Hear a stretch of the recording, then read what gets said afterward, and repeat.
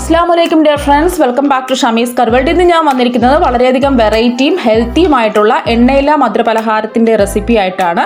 ഈ പലഹാരം വായിലിട്ട് അലിഞ്ഞു പോകും, അത്രയ്ക്ക് നല്ല ടേസ്റ്റും സോഫ്റ്റുമാണ്. അപ്പോൾ നിങ്ങൾ ഒരിക്കലെങ്കിലും ചെയ്ത് നോക്കിയാൽ വീണ്ടും വീണ്ടും ഉണ്ടാക്കി കഴിക്കാൻ തോന്നും. അത്രയ്ക്ക് നല്ല വെറൈറ്റി ആയിട്ടുള്ള ടേസ്റ്റും സോഫ്റ്റുമാണ്.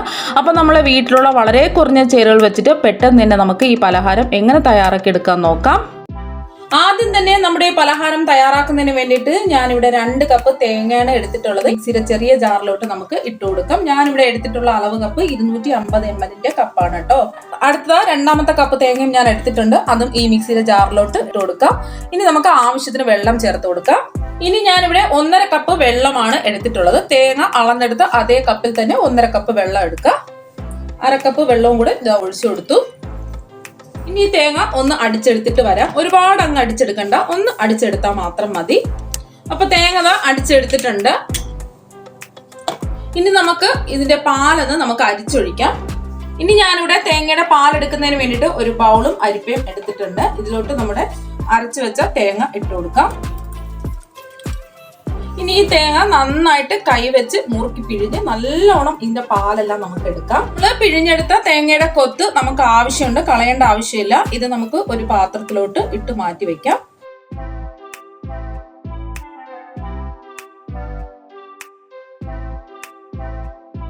അപ്പൊ തേങ്ങയുടെ പാല് എടുത്തിട്ടുണ്ട്. ഇനി ഇതിന്റെ കൊത്തൊക്കെ ഒന്ന് മാറുന്നതിന് വേണ്ടിയിട്ട് നമ്മൾ ചായ അരിക്കുന്ന അരിപ്പയിൽ കൂടെ ഒന്നുകൂടി നമുക്ക് അരിച്ചൊഴിക്കാം.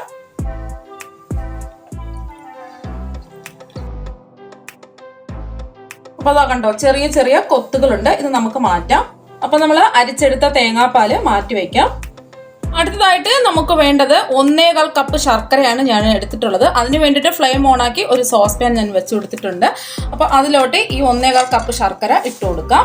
അപ്പൊ 1/4 കപ്പ് ശർക്കരയും കൂടെ എടുത്തിട്ടുണ്ട്. അപ്പൊ ഞാൻ ശർക്കര എടുത്തപ്പോൾ നല്ലോണം പൊടിച്ചിട്ടാണ് എടുത്തിട്ടുള്ളത്. നമ്മൾ ഇഞ്ചി വെളുത്തുള്ളിയൊക്കെ ചതയ്ക്കുന്ന കല്ല് വെച്ചിട്ട് നല്ലോണം ഇടിച്ചിട്ടാണ് എടുത്തിട്ടുള്ളത്. അപ്പൊ നമുക്ക് പെട്ടെന്ന് തന്നെ ഉരുക്കി കിട്ടും. ഇനി ഇതിലോട്ട് നമുക്ക് 1/4 കപ്പ് വെള്ളം ചേർത്ത് കൊടുക്കാം. ഫ്ലെയിം ഒന്ന് മീഡിയം ഫ്ലെയിം ആക്കി കൊടുക്കുക. എന്നിട്ട് നന്നായിട്ട് ഇളക്കി കൊടുക്കണം. അപ്പൊ ഞാനിവിടെ എടുത്തിട്ടുള്ളത് കറുത്ത ശർക്കരയാണ്. അപ്പോൾ നിങ്ങൾ എടുക്കുമ്പോൾ ഏത് ശർക്കര ആയാലും കുഴപ്പമൊന്നുമില്ല. കറുത്ത ശർക്കര ആകുമ്പോൾ കുറച്ചും കൂടെ കളറും കിട്ടും, കഴിക്കാനായിട്ട് നല്ല ടേസ്റ്റുമാണ്. അപ്പൊ നമ്മുടെ ശർക്കര നന്നായിട്ട് ഉരുകി വന്നിട്ടുണ്ട്. ഒരു നൂൽ പാവൊന്നും ആവേണ്ട ആവശ്യമില്ല, പെട്ടെന്ന് ഒന്ന് ഉരുകി കിട്ടിയാൽ മാത്രം മതിയാവും. ഇനി നമുക്ക് കല്ലും അഴുക്കൊക്കെ ഉണ്ടെങ്കിൽ അരിച്ചൊഴിക്കണം. അപ്പൊ ഞാൻ ഫ്ലെയിം ഓഫാക്കി ഇതൊന്ന് അരിച്ചൊഴിക്കാൻ പോവുകയാണ്. ഇനി നമുക്ക് ശർക്കര പാനി അരിച്ചൊഴിക്കാം. ഒരു സ്റ്റീലിന്റെ അരിപ്പ വേണം അരിച്ചൊഴിക്കാൻ വേണ്ടിയിട്ട് എടുക്കാൻ വേണ്ടിയിട്ട്. അപ്പൊ അരിച്ചൊഴിച്ച് എടുത്തിട്ടുണ്ട്. ഇനി നമുക്കിത് മാറ്റാം. വീണ്ടും ഞാൻ ഫ്ലെയിം ഓണാക്കി അതേ പാൻ തന്നെ ഞാൻ എടുത്തിട്ടുണ്ട്. നമ്മൾ ഉരുക്കി മാറ്റി വെച്ച ശർക്കര ഇതിലോട്ട് ഒഴിച്ചു കൊടുക്കാം. ഞാനിപ്പോ ഫ്ലെയിം ഒന്ന് കൂട്ടി വെച്ചിട്ടുണ്ട്. ഇതൊന്ന് തിളച്ച് വരട്ടെ. അപ്പൊ ശർക്കര നന്നായിട്ട് തിളച്ച് വന്നിട്ടുണ്ട്. തേങ്ങാപ്പാലിൽ നിന്നും എടുത്ത കൊത്താണ് ഞാൻ ഇതിൽ ഇട്ട് കൊടുക്കാൻ പോകുന്നത്. ഇനി നന്നായിട്ട് നമുക്കൊന്ന് ഇളക്കി കൊടുക്കാം. ഇനി മീഡിയം ഫ്ലെയിം വെച്ച് കൊടുക്കുക. ഫ്ലെയിം ഒന്ന് മീഡിയത്തിലാക്കിയതിന് ശേഷം നന്നായിട്ട് ഇതൊന്ന് വറ്റിച്ചെടുക്കണം. ഇനി നമ്മൾ ഫ്ലേവറിന് വേണ്ടിയിട്ട് ഞാനിവിടെ 3/4 ടീസ്പൂൺ ഏലക്കാപ്പൊടിയാണ് എടുത്തിട്ടുള്ളത്. അപ്പൊ ഏലക്ക ആണെന്നുണ്ടെങ്കിൽ 2 എണ്ണമൊക്കെ തല്ലിയിട്ട് കൊടുത്താൽ മതി. ഇത് ഞാൻ പഞ്ചസാരയും കൂടി ചേർത്ത് പൊടിച്ചത് കൊണ്ടാണ് ഞാൻ 3/4 ടീസ്പൂൺ എടുത്തിട്ടുള്ളത്.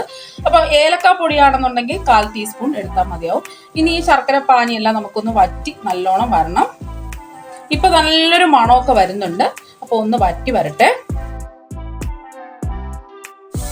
ഇപ്പൊ ഒരു 3 മിനിറ്റ് ഒക്കെ കഴിഞ്ഞിട്ടുണ്ട്. ഒരു 4 മിനിറ്റ് ആയിട്ടുണ്ട്. ശർക്കരയുടെ വെള്ളമെല്ലാം വറ്റി വന്നിട്ടുണ്ട്. ഇനി നമുക്ക് ഫ്ലെയിം ഓഫാക്കി ഉടനെ തന്നെ ഒരു പാത്രത്തിലോട്ട് നമുക്ക് മാറ്റാം.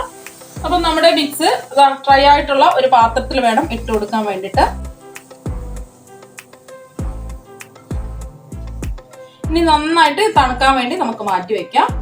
അടുത്തതായിട്ട് ഞാനിവിടെ ഒരു മിക്സിംഗ് ബൗൾ എടുത്തിട്ടുണ്ട്. അതിലോട്ട് ഇനി ആവശ്യം 2 മുട്ടയാണ്. ഞാനിവിടെ 2 മുട്ട എടുത്തിട്ടുണ്ട്. ഇത് ഈ ബൗളിലോട്ട് ഒഴിച്ചു കൊടുക്കാം. അപ്പൊ രണ്ടാമത്തെ മുട്ടയും എടുത്തിട്ടുണ്ട്, അതും കൂടി ഈ ബൗളിലോട്ട് ഒഴിച്ചു കൊടുക്കാം. ഇനി നമുക്ക് അടുത്തതായിട്ട് ആവശ്യം ഉപ്പാണ്. ഞാനിവിടെ 1/2 സ്പൂൺ ഉപ്പ് എടുത്തിട്ടുണ്ട്. അത് ഈ മുട്ടയിലോട്ട് ഇട്ട് കൊടുക്കാം. എന്നിട്ട് നന്നായിട്ട് നമുക്കൊന്ന് മിക്സ് ചെയ്ത് കൊടുക്കണം.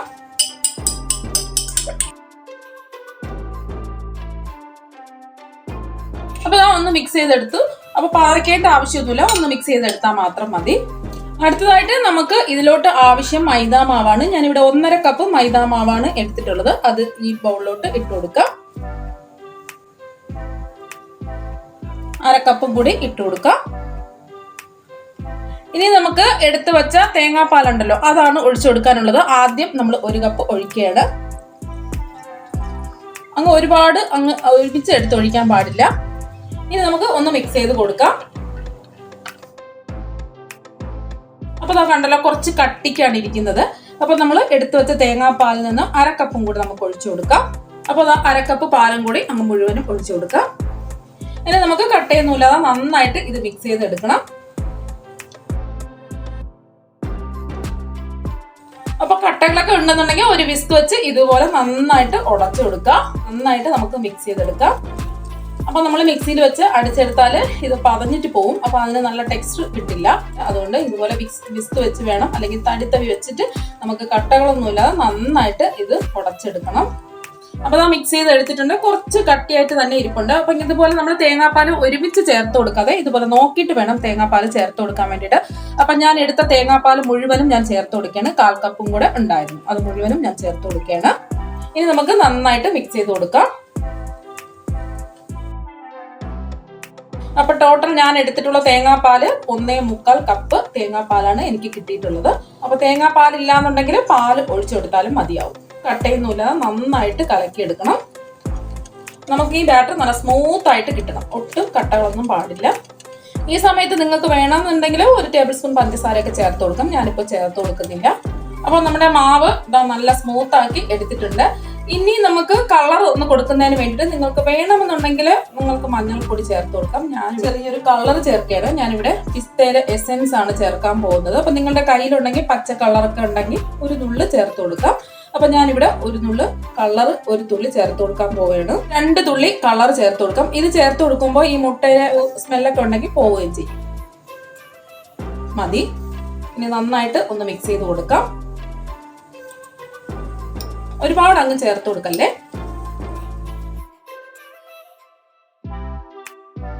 അപ്പൊ നമ്മുടെ ബാറ്റർ ഇതാ ഇവിടെ റെഡി ആയിട്ടുണ്ട്. അപ്പൊ നമ്മളെ പരുവെന്ന് പറഞ്ഞാൽ ഇതുപോലെ വേണം ഇരിക്കാൻ വേണ്ടിയിട്ട്. കണ്ടോ, ഒരുപാട് അങ്ങ് കട്ടിയാവാനും പാടില്ല, ഒരുപാട് അങ്ങ് ലൂസ് ആവാനും പാടില്ല. ഇതുപോലെ വേണം ഈ മാവിന്റെ പരുവ്. ഇനി നമുക്ക് ഇത് മാറ്റി വെക്കാം. അപ്പോ നമ്മൾ നേരത്തെ മാറ്റി വെച്ചിട്ടുള്ള തേങ്ങയുടെ മിക്സ് നന്നായിട്ട് തണുത്ത് വന്നിട്ടുണ്ട്. ഇനി നമുക്ക് ചെറിയ ചെറിയ റോളാക്കി മാറ്റണം. അപ്പം ഇതുപോലെ ഇത്രയും നീളത്തിന് ഒരു സിലിണ്ടറിക്കൽ ഷേപ്പിന്റെ രീതിയിൽ നമുക്ക് ഇതുപോലെ എല്ലാം ഉരുട്ടിയെടുക്കണം. അപ്പൊ നമ്മുടെ തേങ്ങയുടെ മിക്സ് എല്ലാം റോൾ ചെയ്ത് എടുത്തിട്ടുണ്ട്. ഇനി നമുക്ക് മാറ്റി വെക്കാം. അടുത്തതായിട്ട് ഫ്ലെയിം ഓൺ ആക്കി ഒരു പാൻ വെച്ച് കൊടുത്തിട്ടുണ്ട്. ഫ്ലെയിം നന്നായിട്ട് കുറച്ച് വെച്ച് കൊടുക്കാം. എന്നിട്ട് നമുക്ക് ബ്രഷിൽ കുറച്ച് നെയ്യൊന്ന് ഉരട്ടി കൊടുക്കാം. ഓവറായിട്ട് പാൻ ചൂടാവാൻ പാടില്ല. അപ്പൊ നമ്മൾ മാറ്റിവെച്ച ബാറ്റർ ഉണ്ടല്ലോ, അത് നന്നായിട്ട് കലക്കിയതിന് ശേഷം ഇതിൽ നിന്നും 1 സ്പൂൺ എടുത്ത് നമ്മുടെ ഈ പാനിലോട്ട് ഒഴിച്ചു കൊടുക്കണം. ഫ്ലെയിം നന്നായിട്ട് കുറച്ച് വെച്ച് കൊടുക്കാൻ ശ്രദ്ധിക്കുക. എന്നിട്ട് ഈ പാൻ ഒന്ന് നമുക്ക് ചുറ്റിച്ചു കൊടുക്കണം.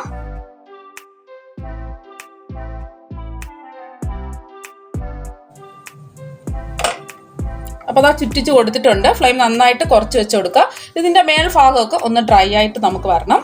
അപ്പോൾ മേൽഭാഗമൊക്കെ ഡ്രൈ ആയിട്ട് വന്നിട്ടുണ്ട്. പ്രത്യേകം ശ്രദ്ധിക്കുക, ഫ്ലെയിം നന്നായിട്ട് കുറച്ചിട്ട് വേണം ഇത് ചെയ്തെടുക്കാൻ വേണ്ടിയിട്ട്. 1 മിനിറ്റ് പോലും വേണ്ട, നമുക്ക് ആയി കിട്ടും. അപ്പൊ നമ്മുടെ ഈ മേലിലത്തെ ഭാഗം ഇതുപോലെ കമഴ്ത്തി ആദ്യം ഇട്ട് കൊടുക്കുക. ചൂടോടുകൂടി തന്നെ ചെയ്യാൻ ശ്രദ്ധിക്കുക. എന്നിട്ട് നമ്മൾ ഫില്ലിങ് ഇവിടെ വെച്ച് കൊടുക്കണം.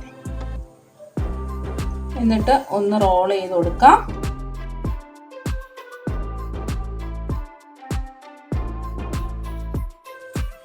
എന്നിട്ട് നമുക്കൊന്ന് പ്രസ് ചെയ്ത് കൊടുക്കുമ്പോൾ അവിടെ ഒട്ടിയിരുന്നോളും. ഇതുപോലെ വേണം നമുക്ക് ചെയ്തെടുക്കാൻ വേണ്ടിയിട്ട്. ഇതൊരു പ്ലേറ്റിലോട്ട് വെച്ച് കൊടുക്കാം. അപ്പൊ എല്ലാം നല്ല ഭംഗിയായിട്ട് റോൾ ചെയ്തെടുത്തിട്ടുണ്ട്. കാണാൻ തന്നെ നല്ല ഭംഗിയാണ്. അത് മാത്രമല്ല നല്ല സോഫ്റ്റും ആണ്, ടേസ്റ്റ് ആണ്, നല്ല ടേസ്റ്റാണ് കഴിക്കാൻ വേണ്ടിയിട്ട്. ഇനി ഇതിൽ നിന്നും ഒരെണ്ണം എടുത്ത് ഞാൻ കാണിച്ചു തരാം എത്രമാത്രം പെർഫെക്റ്റ് ആയിട്ട് വന്നിട്ടുണ്ടെന്ന്. ഇനി ഞാൻ ഇതൊന്ന് കട്ട് ചെയ്ത് കാണിച്ചു തരാം എത്രമാത്രം പെർഫെക്റ്റ് ആയിട്ട് വന്നിട്ടുണ്ടെന്ന്. നല്ല സോഫ്റ്റ് ആയിട്ട് കട്ട് ചെയ്തെടുക്കാൻ പറ്റും.